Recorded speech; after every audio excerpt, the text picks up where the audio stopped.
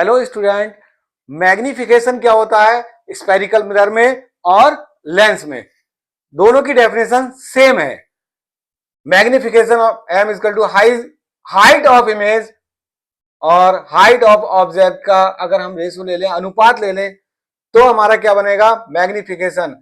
यही डेफिनेशन हमारी मिरर के लिए है और यही डेफिनेशन हमारी किसके लिए है? लेंस के लिए। सेम डेफिनेशन है और सेम फॉर्मूला है। m is equal to H dash upon H. H dash क्या है? हमारी इमेज की हाइट है और एच क्या है? हमारी ऑब्जेक्ट की हाइट है। अब हमारा अगर m is equal to H dash upon H is equal to minus v upon u, ये क्या है? v क्या है और u क्या है? डिस्टेंस है इमेज की मिरर से, डिस्टेंस है ऑब्जेक्ट की मिरर से। तो हमारा इसमें फॉर्मूला क्या बनता है? m is equal to H dash upon H is equal to minus B upon U. लेकिन ये हमारे किसके लिए है? स्फेरिकल मिरर के लिए। अब हमारे अगर लेंस के लिए करेंगे तो लेंस के लिए यहां तक तो हमारी डेफिनेशन और m is equal to H dash upon H तो सेम है, लेकिन यहां पर फॉर्मूला चेंज हो जाता है। यहां पर क्या हो जाता है? m is equal to H dash upon H B upon U, यानी कि माइनस नहीं आता है। ये किसके लिए है? मिरर के लिए। और ये किसके लिए है? लेंस के लिए। ये लेंस में बस माइनस नहीं होता है, बाकी डेफिनेशन दोनों की लेंस और मिरर की सेम है मैग्निफिकेशन में। अब आता है साइन ऑफ एम। ये भी दोनों लेंस और मिरर के लिए, दोनों के लिए सेम होता है। सबसे पहले क्या आता है? Positive M. अगर m की वैल्यू कितनी है? पॉजिटिव है। पॉजिटिव मतलब प्लस में है, यानी कि जीरो से बड़ी है, m ग्रेटर देन जीरो, तब image is virtual and erect. कैसे इमेज वर्चुअल और इरेक्ट होगी? अगर इसकी प्लस में होगी वैल्यू, m की वैल्यू किस में होगी? प्लस में। हमारा यहां पे हम कोई भी मिरर लेते हैं, हमने ले लिया कॉनकेव मिरर। ये क्या है हमारा? Concave mirror. ये इसका पोल है और यहां पर ये फोकस पॉइंट है और ये क्या है? सी, सेंटर ऑफ कर्वेचर। अब हमने क्या बताया कि पॉजिटिव एम, एम की वैल्यू क्या है हमारी? जीरो से बड़ी है, तो इमेज क्या होगी? वर्चुअल और इरेक्ट होगी। यहां से देखते हैं हम, जीरो से बड़ी कब होगी? इस फॉर्मूले में देखो, जब एच की वैल्यू क्या होगी? ज्यादा होगी। एच की वैल्यू कितनी अधिक होगी? जैसे एम की, एच की वैल्यू हमारी क्या है? प्लस में, और इसकी वैल्यू भी प्लस में है, तभी ये हमारी क्या आएगी? पॉजिटिव। अब दोनों प्लस में कब होंगी? हमारा इसमें रूल है कि अगर हम प्रिंसिपल एक्सिस से ऊपर के लिए चलते हैं तो ये प्लस में होता है, और अगर नीचे के लिए चलते हैं तो किस में होता है? माइनस में। और अगर इधर चलते हैं मिरर के दूसरी साइड में तो प्लस, और इधर को चलते हैं तो माइनस। ये इसके साइन है। अब हमारा इसकी वैल्यू क्या है हमारी? पॉजिटिव। पॉजिटिव कब आएगी? जब ये हमारा इमेज और हमारा ऑब्जेक्ट और हमारी इमेज दोनों क्या हो? पॉजिटिव हो, यानी कि इमेज हमारी नीचे ना बन के कहां बने? ऊपर बने। यहां कहीं बनेगी या यहां कहीं बनेगी। जब ऊपर बनेगी तो हमेशा जो हमारी सीधी इमेज बनती है, इरेक्ट बनती है, तब हमारा m की वैल्यू क्या आएगी? पॉजिटिव आएगी। तब हमारा ये कैसे बनता है? जब भी हमारी सीधी इमेज बनेगी तो कैसी होती है? वर्चुअल होती है। कैसी बनती है? वर्चुअल बनती है। तो वर्चुअल कब बनेगी? जब इसकी वैल्यू क्या होगी? पॉजिटिव होगी। अब हमारा क्या आता है? नेगेटिव। अगर माइनस में आएगी। माइनस में कब आएगी? माइनस में कब आएगी? जब हमारी इमेज की हाइट क्या हो? माइनस में आ जाए। माइनस का मतलब प्रिंसिपल एक्सिस से नीचे, नीचे के लिए बनेगी, तब ये माइनस में होगी। और ये ऑब्जेक्ट हमेशा हमारा क्या होता है? प्लस में होता है, बस इमेज का साइन बदलता है। इमेज क्या हो जाती है हमारी?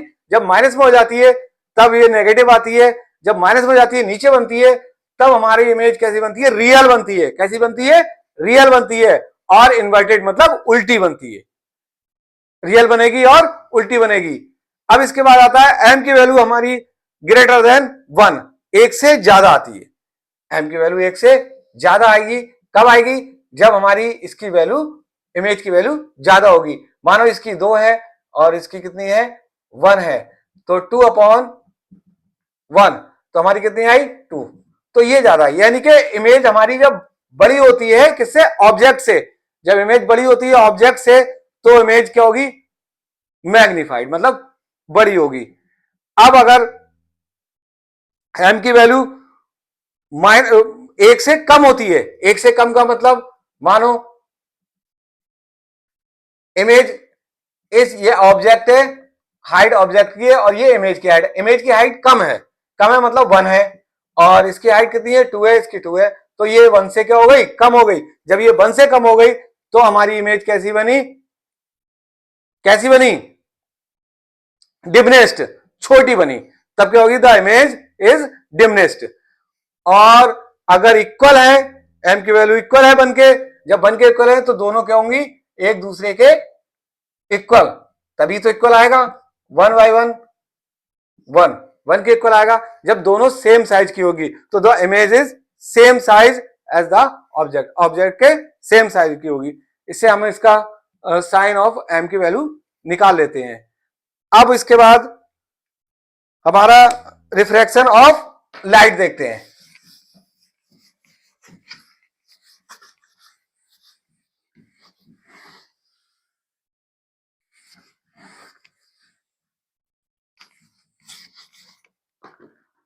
रिफ्रैक्शन ऑफ लाइट,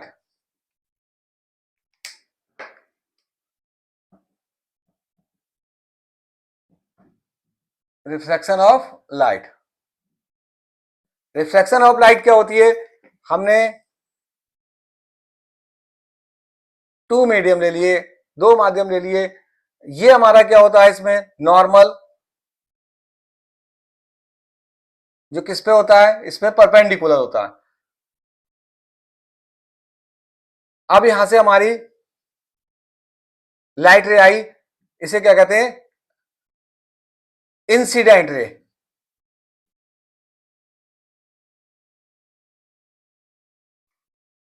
और जब ये एक मीडियम से दूसरे मीडियम में जाती है तब ये बैंड हो जाती है। बैंड मतलब मुड़ जाती है, अपने सीधे ना जाके या मुड़ जाएगी, तो अब हम इसको क्या कहेंगे, क्या कहेंगे, रिफ्रैक्शन ऑफ लाइट। जब कोई हमारी इंसिडेंट रे एक माध्यम से दूसरे माध्यम में जाती है तो वो अपने मार्ग से विचलित हो जाती है, यानी कि हट जाती है, सीधी ना जाके या इधर आ जाएगी या इधर आ जाएगी, मतलब अपने मार्ग से हट जाएगी, बैंड हो जाएगी। तब हम इसको क्या कहेंगे, रिफ्रैक्शन ऑफ लाइट। तो ये हमारी कौन सी है, इंसिडेंट रे, और ये क्या हमारी है, रिफ्रैक्टेड रे। ये रिफ्रैक्टेड रे हुई, और ये एंगल हमारा आई होता है और ये क्या होता है, आर। इसको क्या कहेंगे, इंसिडेंस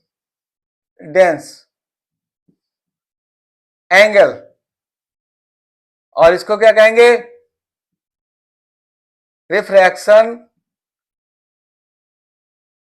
एंगल। तो ये हमारा एक मीडियम एयर है, तो दूसरा क्या है हमारा, ग्लास, यानी कि एक रेयर है और एक हमारा कैसा है, डेंसर। तो हमारा यहां से ये, जब कोई हमारी इंसिडेंट रे क्या होती है, एक माध्यम से दूसरे माध्यम में, एक मीडियम से मतलब दूसरे मीडियम में जाती है तो वो बैंड हो जाती है, यानी कि अपने मार्ग से विचलित हो जाती है। इसे हम क्या कहते हैं, रिफ्रैक्शन ऑफ लाइट कहते हैं। अब आता है कि ये अपने मार्ग से विचलित क्यों हुई है, बैंड क्यों हुई, क्यों बैंड हुई, क्या ऐसा कारण है कि ये बैंड हो गई। ये बैंड सबसे पहला क्या है कि जब भी हमारी लाइट रे चलती है तो मीडियम बदलने पर उसकी स्पीड बदल जाती है। क्या बदल जाती है, स्पीड बदल जाती है। एयर में इसकी स्पीड ज्यादा होगी और ग्लास में इसकी स्पीड कम हो जाएगी। जैसे ही स्पीड कम हुई तो ये क्या होती है, अपने मार्ग से विचलित हो जाती है, यानी कि बैंड हो जाती है। तो क्या है, क्या कारण है ये अपने बैंड होती है? स्पीड। क्या कारण है इसका? स्पीड है जिसके ये बैंड हो जाती है। अब हम इसके आगे इसके लॉ बताते हैं, बहुत ही इंपॉर्टेंट है। देखिए लॉ ऑफ रिफ्लेक्शन, अपवर्तन के नियम। पहला नियम क्या है? फर्स्ट लॉ क्या है इसका? The incident ray, the reflected ray and normal to the interface to the transparent medium at the point of incident all lie in the same plane. क्या है हमारी इंसिडेंट रे मतलब, और रिफ्रैक्टेड रे और नॉर्मल, ये सभी क्या है? पॉइंट ऑफ इंसिडेंट पे। ये सभी क्या है? एक ही प्लेन पर लाई करते हैं। क्या करते हैं? एक ही प्लेन पर लाई करते हैं। तो ये फर्स्ट लॉ है। अब सेकंड लॉ हमारा क्या है? सेकंड लॉ इसका इंपॉर्टेंट लॉ है, ये पेपरों में आता है, इसको अच्छी तरीके से याद कर ले बच्चे, ये पेपर में आता है। सेकंड लॉ, इसे स्नेल लॉ भी बोलते हैं। क्या बोलते हैं? Snell law. इस स्नेल लॉ क्या होता है? साइन आई और साइन आर का रेशो अगर हम निकालते हैं, किसके लिए? एक ही कलर के लिए, लाइट में एक कलर के लिए और दिए हुए माध्यम के लिए, यानी कि मीडिया के लिए, दिए हुए माध्यम के लिए और एक ही कलर के लिए हमारा क्या होता है?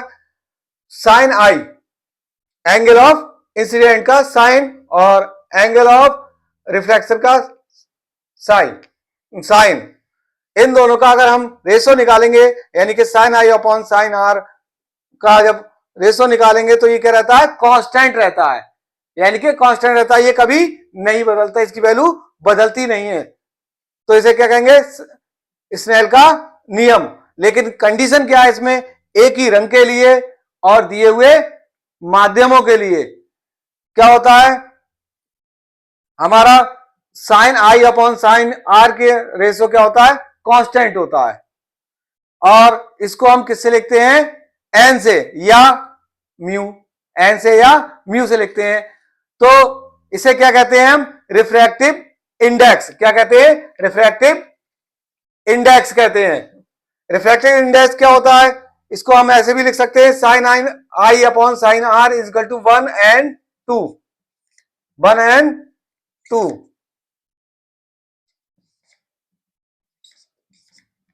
वन एंड टू, ये क्या है हमारा? फर्स्ट, और ये क्या है हमारा? सेकंड। ये फर्स्ट है और ये सेकंड है। तो ये हो गया 1 and 2, यानी कि जो रिफ्रैक्टिव इंडेक्स है इसे क्या बोलते हैं? अपवर्तनांक। क्या होता है?